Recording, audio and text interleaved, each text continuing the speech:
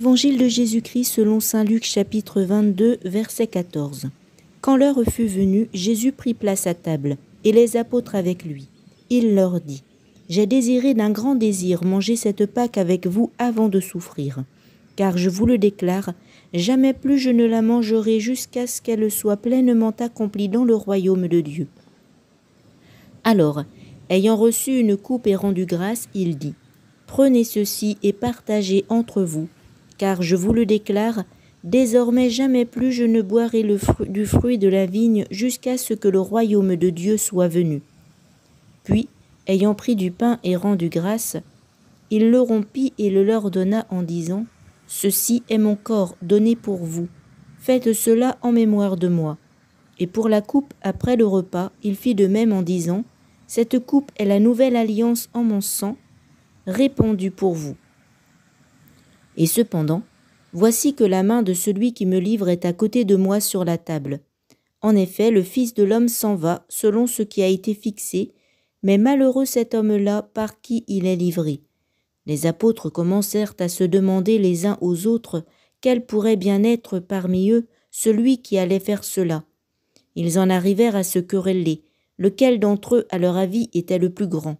Mais il leur dit : Les rois des nations les commandent en maîtres, et ceux qui exercent le pouvoir sur elles se font appeler bienfaiteurs.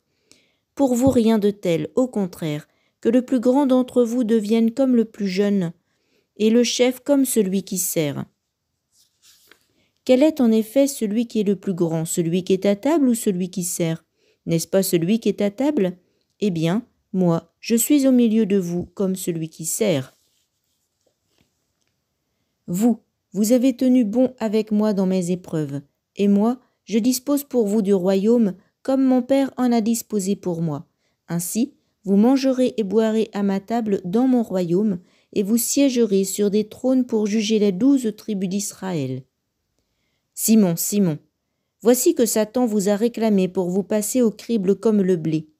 Mais j'ai prié pour toi, afin que ta foi ne défaille pas. Toi donc, quand tu seras revenu, affermis tes frères. Pierre lui dit : Seigneur, avec toi, je suis prêt à aller en prison et à la mort. Jésus reprit : Je te le déclare, Pierre, le coq ne chantera pas aujourd'hui avant que toi, par 3 fois, tu aies nié me connaître.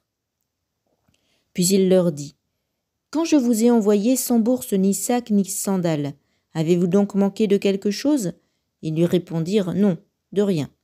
Jésus leur dit : Eh bien maintenant, celui qui a une bourse, qu'il la prenne, de même celui qui a un sac, et celui qui n'a pas d'épée, qu'il vende son manteau pour en acheter une. Car je vous le déclare, il faut que s'accomplisse en moi ce texte de l'Écriture, il a été compté avec les impies. De fait, ce qui me concerne va trouver son accomplissement. Ils lui dirent : Seigneur, voici 2 épées. Il leur répondit : Cela suffit.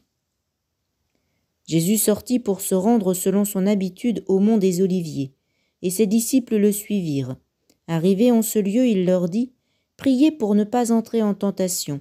Puis il s'écarta à la distance d'un jet de pierre environ. S'étant mis à genoux, il priait en disant : Père, si tu le veux, éloigne de moi cette coupe. Cependant, que soit faite, non pas ma volonté, mais la tienne. Alors, du ciel, lui apparut un ange qui le réconfortait. Entré en agonie, Jésus priait avec plus d'insistance, et sa sueur devint comme des gouttes de sang qui tombaient sur la terre. Puis Jésus se releva de sa prière et rejoignit ses disciples qu'il trouva endormis, accablés de tristesse. Il leur dit :